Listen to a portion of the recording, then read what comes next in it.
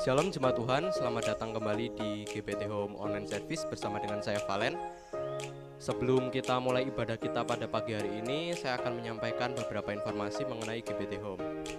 Namun sebelum itu saya akan mengingatkan kepada jemaat semua yang ada di rumah untuk selalu mematuhi protokol kesehatan, khususnya jika berpergian keluar rumah, agar tetap selalu dapat memakai masker, mencuci tangan, menjaga jarak, menjauhi kerumunan, dan membatasi mobilitas.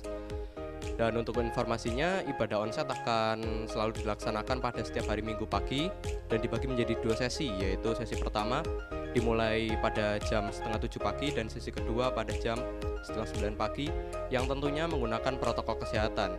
Dan ibadah online yang selalu kami tayangkan di YouTube channel kami GPT Home Kedung Gebang pada setiap hari Minggu pagi pada jam 7 pagi. Sebentar lagi kita akan memulai sesi ibadah kita pada pagi hari ini. Mari siapkan hati dan pikiran kita untuk masuk ke dalam hadirat Tuhan. Sekian yang dapat saya sampaikan pada pagi hari ini. Tetap jaga kesehatan, selamat beribadah, Tuhan Yesus memberkati.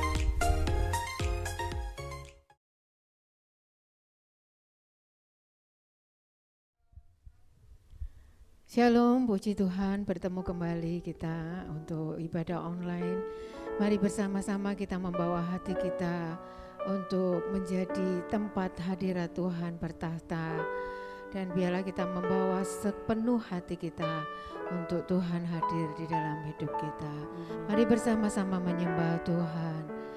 Hadirlah di dalam hidup kami, di dalam hati kami Tuhan saat ini. Saat kami menaikkan pujian dan penyembahan bagi-Mu. Terima kasih Tuhan. Haleluya.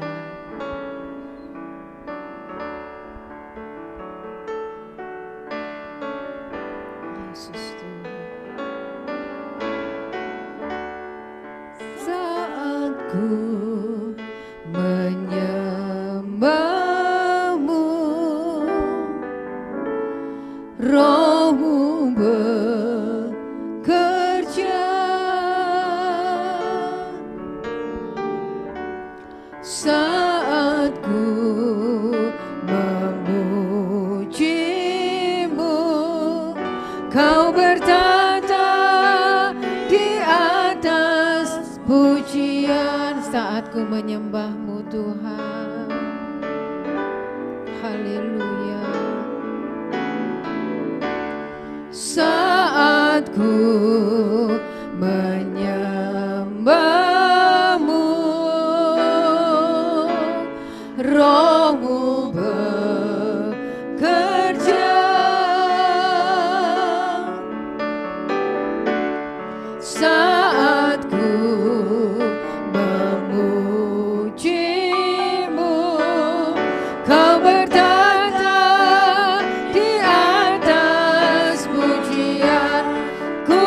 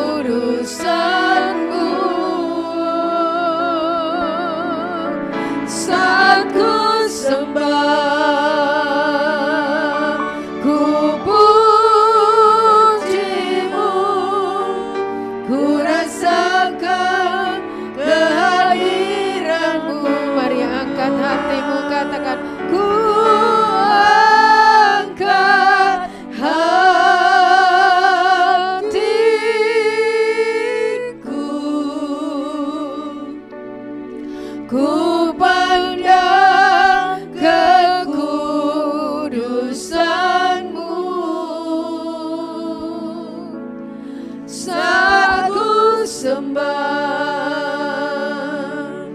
ku pujimu, ku rasakan kehadiranmu Tuhan. Saat ku sembah, saat ku sembah, ku pujimu, ku rasakan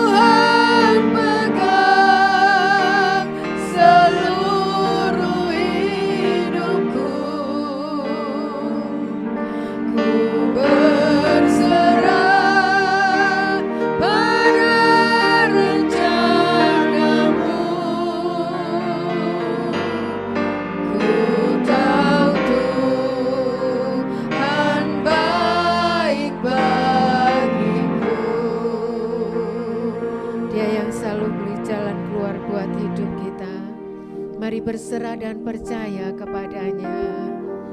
Haleluya Tuhan. Haleluya. Yesus Tuhan. Kau bukakan jalan di lautan, mata air di padang gurun, tiada yang sukar di matamu. Ku serahkan hidupku padamu. Mari berserah.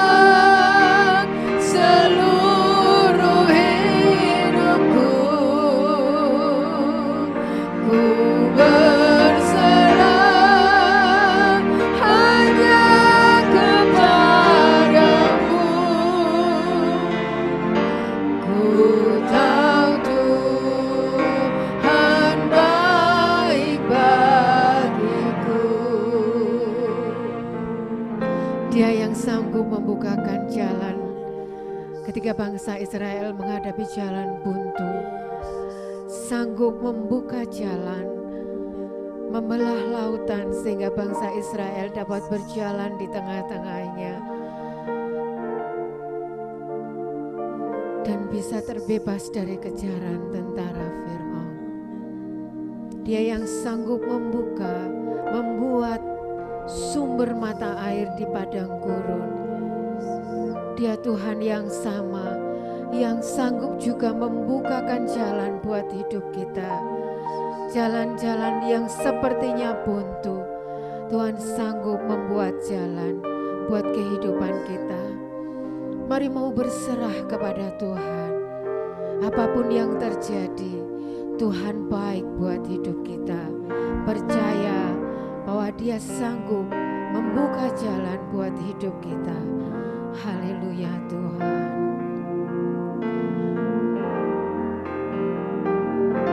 Dia bukakan jalan di lautan,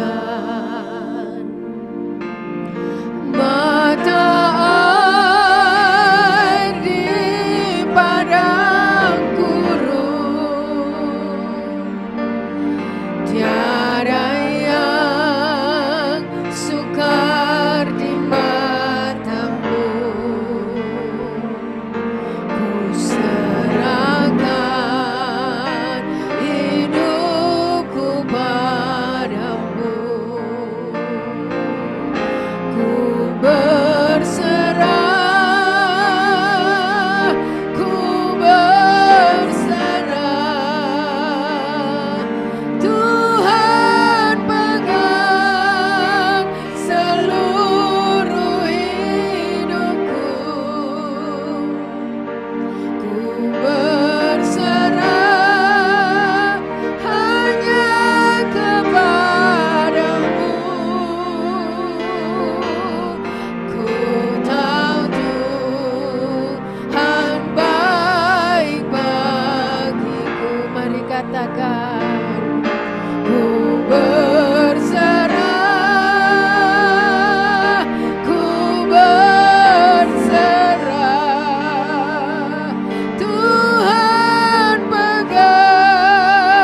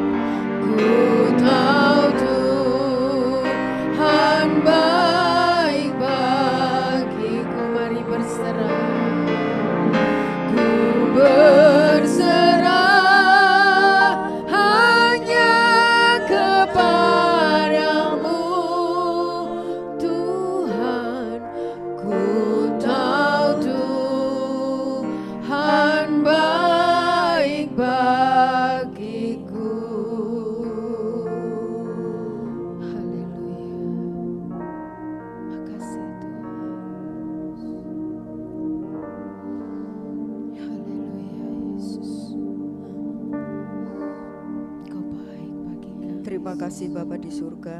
Sungguh baik. Kalau sebentar lagi kami boleh mendengarkan firman-Mu. Haleluya Yesus. Firman-Mu adalah bagian yang tidak bisa diambil dari kehidupan kami. Terima kasih Tuhan, berbicaralah bagi setiap kami. Beri kami hati yang mau diajar, mau dididik, mau mendengar kebenaran firman-Mu. Dan biarlah oleh anugerah-Mu kami selalu dimampukan untuk melakukan kehendak-Mu. Biarlah firman-Mu itu bertumbuh dan berbuah dalam kehidupan kami. Jadilah kehendak-Mu, datanglah kerajaan-Mu, dimuliakanlah nama-Mu di dalam kehidupan kami. Haleluya. Amin.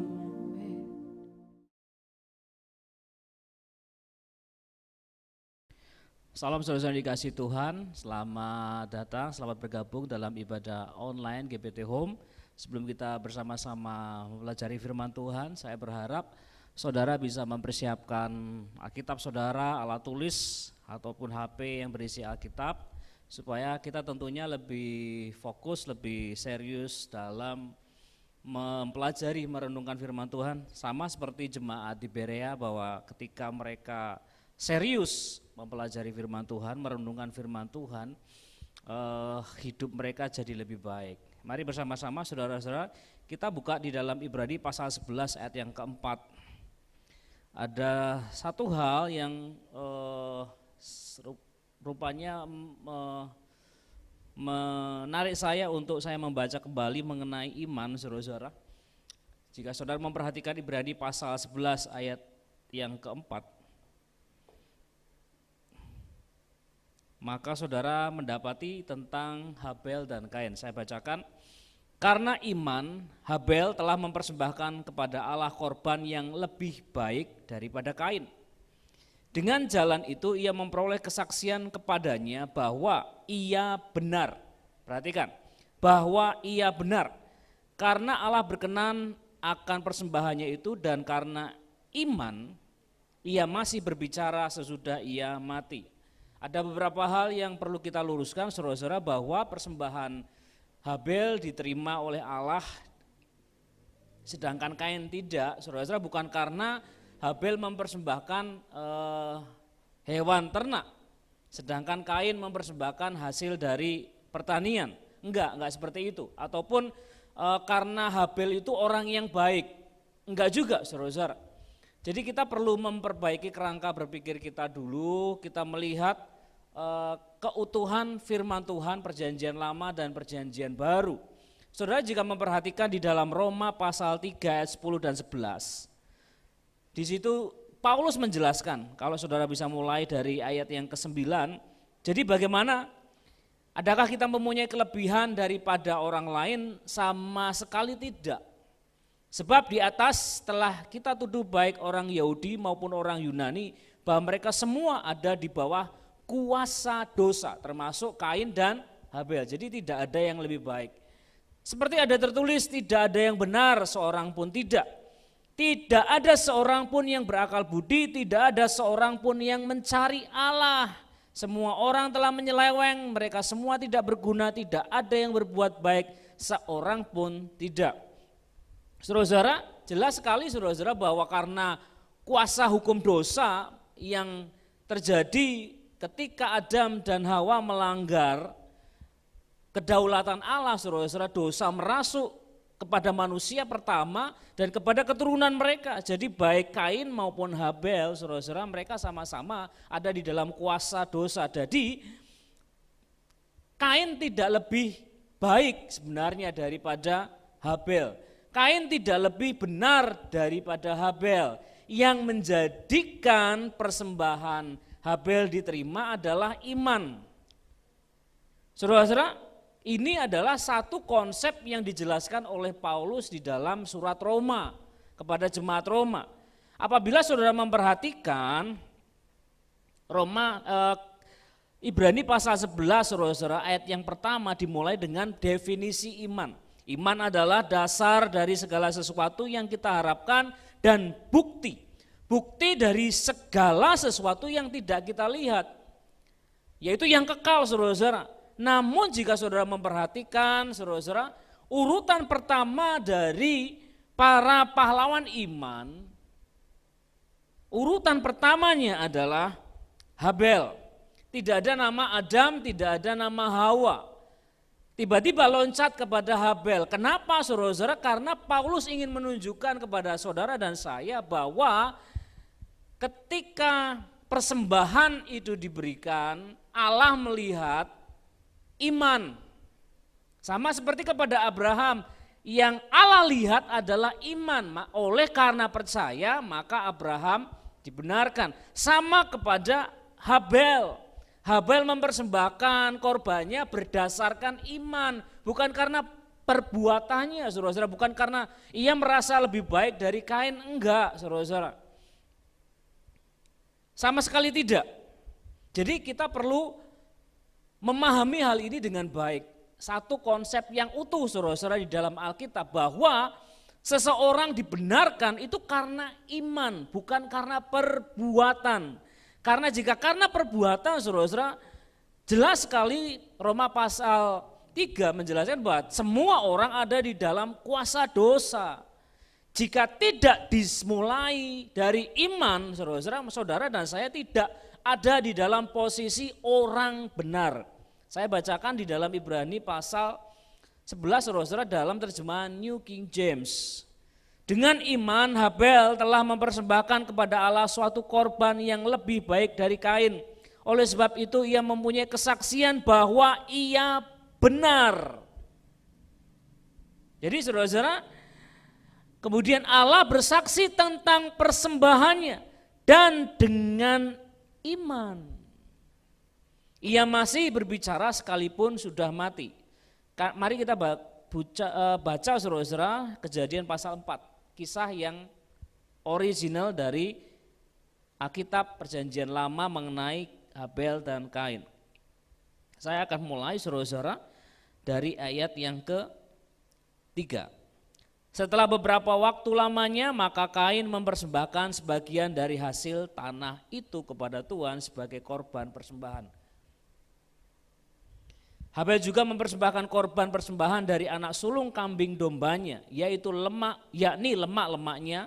Maka Tuhan mengindahkan Habel dan korban persembahannya itu. Banyak dari antara kita, saudara-saudara, yang menafsirkan bahwa Tuhan melihat bahwa persembahannya Habel itu lebih baik sehingga diterima karena Habel mempersembahkan kambing, domba.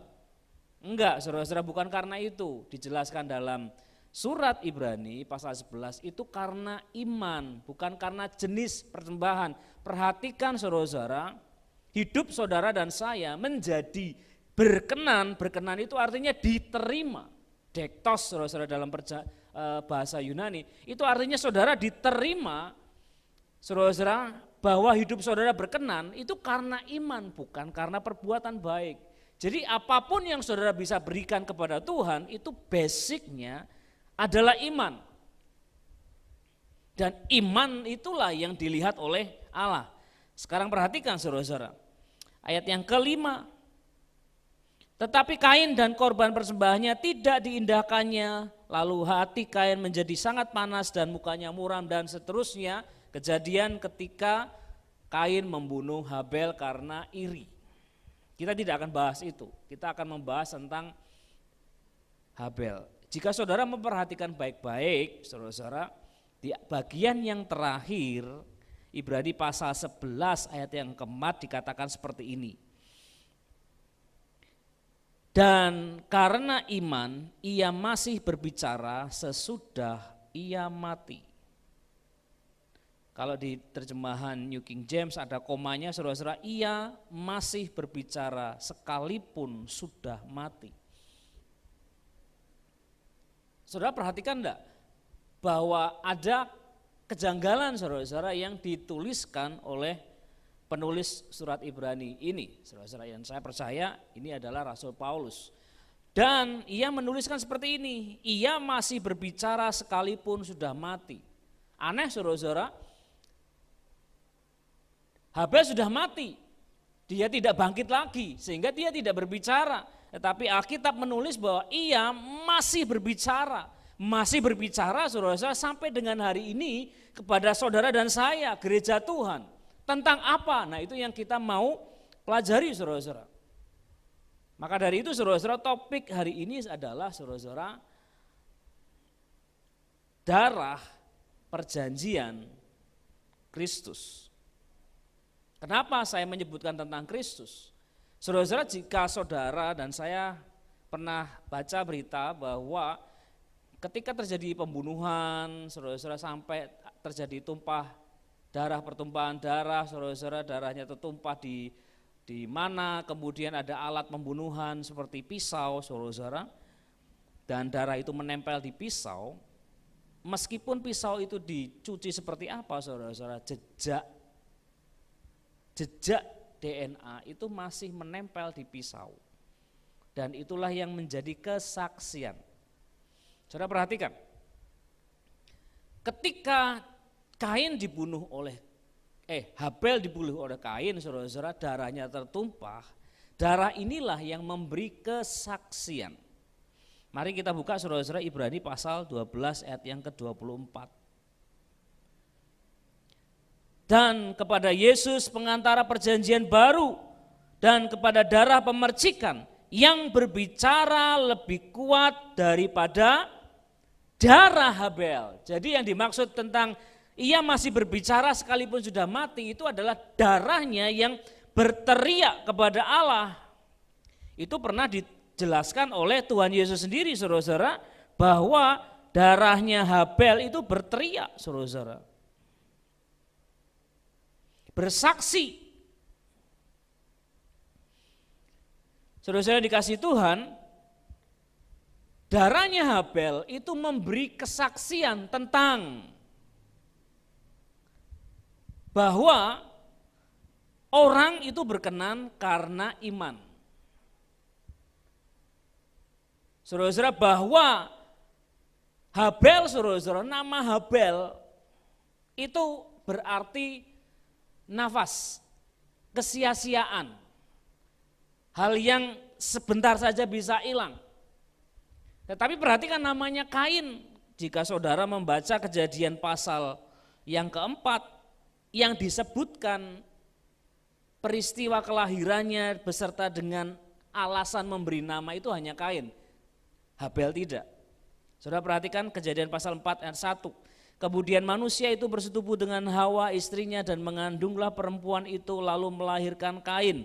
Maka kata perempuan itu, aku telah mendapat seorang anak laki-laki dengan pertolongan Tuhan. Tapi di kelahiran Habel kayak gini, selanjutnya dilahirkannya lah Habel, adik Kain, dan Habel menjadi gembala kambing domba, Kain menjadi petani dan seterusnya. Tidak ada yang istimewa dari hidupnya Habel. Tetapi Kain bagi Hawa istimewa. Kenapa, saudara-saudara? Karena nama itu mengandung keinginan, nama mengandung makna, cita-cita dari orang tua. Dan ketika dinamai Kain, saudara-saudara, ada cita-cita yang diemban di dalam nama itu. Saya percaya, saudara-saudara, ketika Kain dan Habel lahir dari Adam dan Hawa, itu adalah lambang dari dua benih.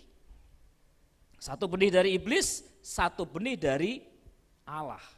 Nah, iblis, saudara-saudara, berusaha menyingkirkan benih dari Allah dengan cara dibunuh.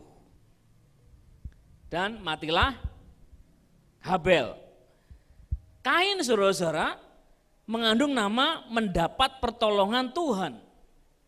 Jadi rupanya Hawa berpikir, melihat bahwa anak pertamanya yang bernama Kain ini adalah benih yang dimaksudkan oleh Tuhan ketika Tuhan mengutuk manusia dan berkata bahwa akan ada benih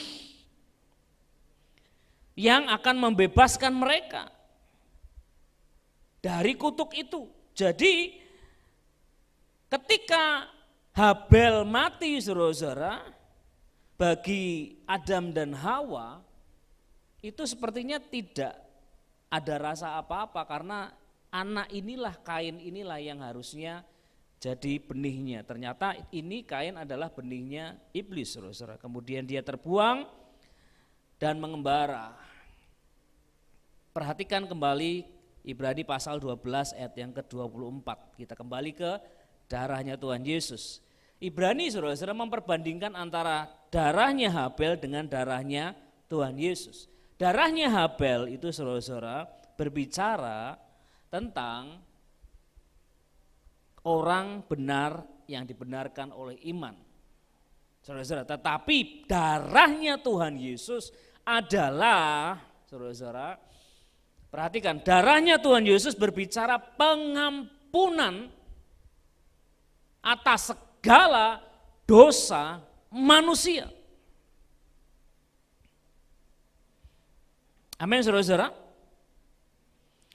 Darahnya Tuhan Yesus itu berbicara tentang belas kasihan.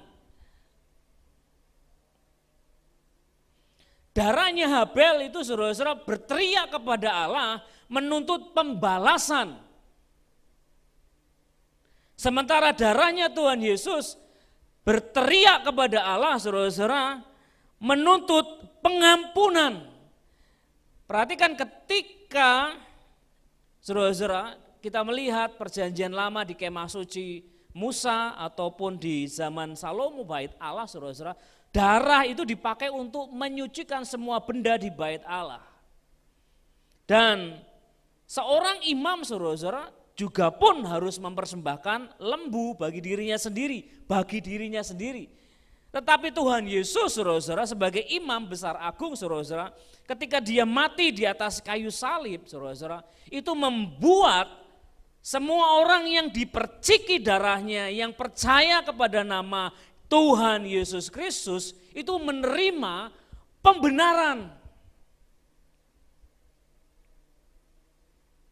Kalau Habel itu berlaku buat dirinya sendiri. Tetapi ketika Yesus darahnya tercurah saudara-saudara, itu adalah pembenaran bagi semua orang yang percaya kepada namanya. Pembenaran oleh iman. Makanya saudara-saudara dikatakan di dalam Ibrani pasal 12 ayat 24, dan kepada Yesus pengantara perjanjian baru dan kepada darah pemercikan yang berbicara lebih kuat dari darah Habel. Inilah alasan kenapa darah Tuhan Yesus berbicara lebih kuat dari darahnya Habel. Saudara-saudara yang dikasihi Tuhan, banyak orang mengira saudara-saudara sampai dengan hari ini bahwa saudara akan menjadi lebih benar jika saudara melakukan sesuatu. Enggak, saudara-saudara. Saudara dibenarkan itu karena pihak Allah yang membenarkan saudara. Alatnya apa saudara-saudara? Iman. Nah, posisi saudara itu dilihat sebagai orang benar. Perhatikan kembali Ibrani pasal 11 ayat yang keempat saudara-saudara.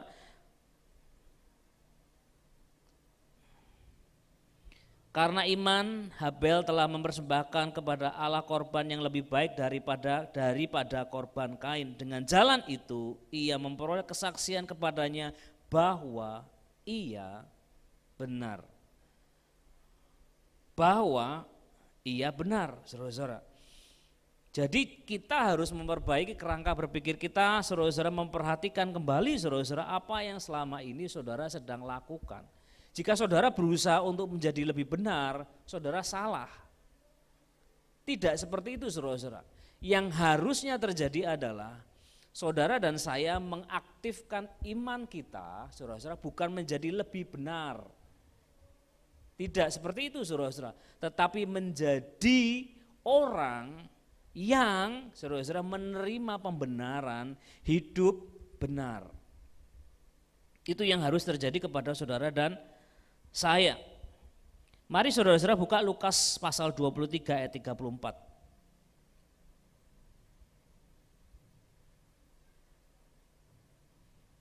Lukas pasal 23 ayat 34.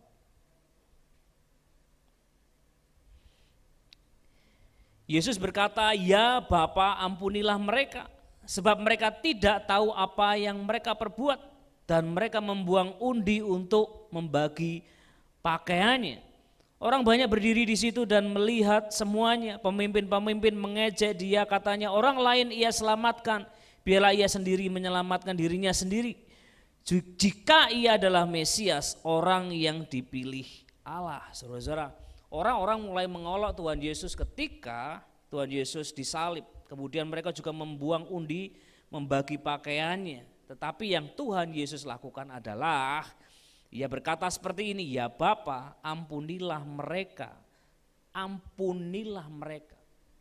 Ketika darah itu terus tercurah di atas bumi, di atas tanah, saudara-saudara, itu adalah darah pengampunan. Tidak sekalipun Tuhan Yesus mengutuk orang-orang yang menyalibkannya. Beda dengan darahnya Habel. Darahnya Habel itu berbicara tentang pembalasan. Ia berteriak untuk meminta pembalasan yang dari Tuhan. Beda dengan darahnya Tuhan Yesus. Darahnya Tuhan Yesus ketika Tuhan Yesus di atas kayu salib, dia dipaku dan menerima mahkota duri, saudara-saudara, dan lambungnya dicocok, saudara-saudara. Darahnya terus menerus mengalir, saudara-saudara. Tidak sekalipun Tuhan Yesus berkata terkutuklah mereka. Tetapi Tuhan Yesus berkata, ya Bapa, ampunilah mereka. Nah, inilah yang saudara dan saya harus kenakan di dalam hidup kita sehari-hari. Posisi saudara sebagai orang benar. Petrus menerjemahkan puncak dari iman adalah kasih atas sesama dan kasih atas Allah, saudara-saudara. Maka saudara-saudara, iman itu akan terlihat, saudara-saudara. Bagaimana saudara dan saya mengaktifkan iman. Kita sudah dibenarkan menjadi orang benar, hidup benar. Sekarang caranya gimana, saudara-saudara? Supaya saudara dan saya benar di hadapan Allah, bukan karena perbuatan, tapi oleh karena iman. Ya caranya, saudara-saudara, hiduplah seperti Kristus. Bahkan ketika ia dianiaya, saudara-saudara, Tuhan Yesus berkata, ampunilah mereka. Apakah ini sulit? Tentu sulit, saudara-saudara, karena kita masih hidup di dalam daging. Tetapi saya percaya sepenuhnya, saudara-saudara, bahwa ada kasih karunia bagi saudara dan saya. Bahwa hidup saudara sudah menerima pemercikan darah Tuhan Yesus. Artinya, ketika saudara menerima pemercikan darah Tuhan Yesus, saudara percaya bahwa Yesus adalah Tuhan dan Juru Selamatmu, menghapuskan dosa-dosamu, maka saudara dan saya akan memperdengarkan. Karena darahnya sudah ada di dalam hidup kita, maka saudara dan saya akan memperdengarkan pengampunan. Pengampunan, lepaskan pengampunan. Lepaskan pengampunan. Saudara dan saya akan terus-menerus melepaskan pengampunan. Karena apa, saudara-saudara? Darah yang kita terima adalah darah pengampunan atas dosa-dosa kita, dosa-dosa saudara dan saya. Dan darah itu berteriak, ampuni, ampuni. Makanya darah itu dikatakan Ibrani pasal 12 ayat 24 bahwa ia berteriak lebih keras dari darahnya Habel. Kenapa? Karena darahnya Yesus adalah darah pengampunan dan belas kasihan. Mari kita bersama-sama berdoa. Kami bersyukur Tuhan Yesus bahwa kami menerima pencurahan darah, pemercikan darah dari Tuhan Yesus Kristus. Dan bahwa kami dibenarkan oleh karena iman. Dan kami berjalan di dalam iman supaya kami Tuhan belajar untuk sama seperti Tuhan Yesus. Kami belajar untuk melepaskan pengampunan. Bahwa pembenaran kami bukan karena kebaikan kami Tuhan.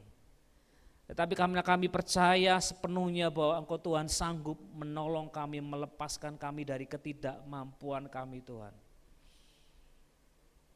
Dan apabila ada di antara jemaat Tuhan, anak-anak Tuhan yang saat ini menyaksikan tayangan secara online ini, mereka sedang dijerat, dibelenggu oleh kekecewaan, oleh hati yang tawar. Tuhan, kami berdoa di dalam nama Tuhan Yesus supaya kami semua Tuhan menyadari bahwa darahnya Tuhan Yesus itu berteriak dengan sangat keras di dalam hati kami bahwa akan ada selalu pengampunan bagi setiap orang. Terima kasih Tuhan Yesus, terima kasih. Kami mengucap syukur buat kebenaran firman Tuhan dan memberkati kami semua yang sudah dengan setia mendengar dan kami yang melakukannya. Di dalam nama Tuhan Yesus Kristus kami berdoa dan mengucap syukur. Haleluya. Amin.